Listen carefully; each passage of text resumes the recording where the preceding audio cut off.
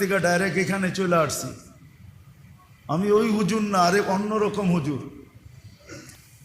14 তারিখ আমি আমেরিকায়ও দেখছি, কাউকে আমি ফুল কিনতে দেখি নাই।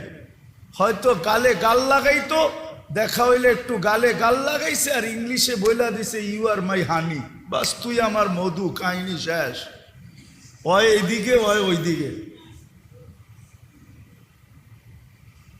এরকম বন্দরের যুবকদের মতো, যুবতীদের মতো ফুল না পাইলে জান দিয়া দেয়, ঠিক না? দোকানদাররে সাইজ করে ফেলে, ঠিক না? তোরে না আগে ফোন করলাম, ফুল রাখলি না কেন? দোকানে আগুন লাগায় দিমু, ঠিক না? কত কষ্ট করে পটাইছি, ফুলটা দিলে পুরাপুরি হইতো সাইজ, তুই ফুল রাখস না, তোরেই রাখবো না দুনিয়াতে। এরকম তো আমি অস্ট্রেলিয়াও দেখি না। ব্রিজের উপরই হয়, প্রত্যেক গলি গলি তো হয় না।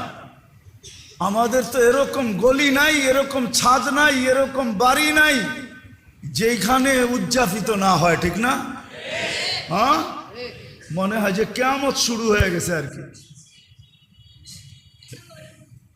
আমি তোমাদের পায়ে হাত জোর করে বলি, ছেড়া দাও, আল্লাহর রসুলকে আর নারাজ করো না। আল্লাহর রসুল বড় নারাজ হয় এতে, আল্লাহ বড় নারাজ হয়। আল্লাহর রসুলকে নারাজ করো, আবার তুমি বলো আল্লাহর রসুলকে মোহাব্বত করো, এই দুটা এক জায়গায় মিললো তো মিললো কিভাবে? আল্লাহকে নারাজ করো না।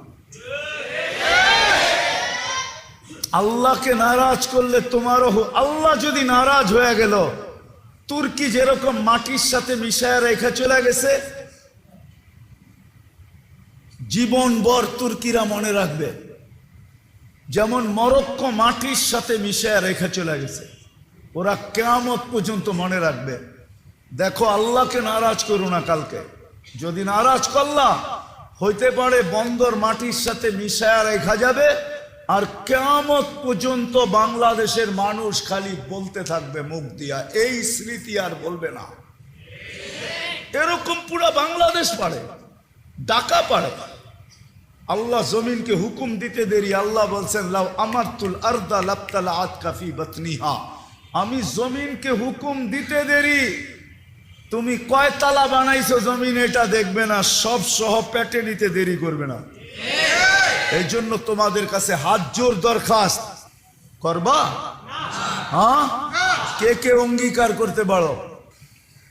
আর নারাজ করুন আল্লাহ রসুলকে।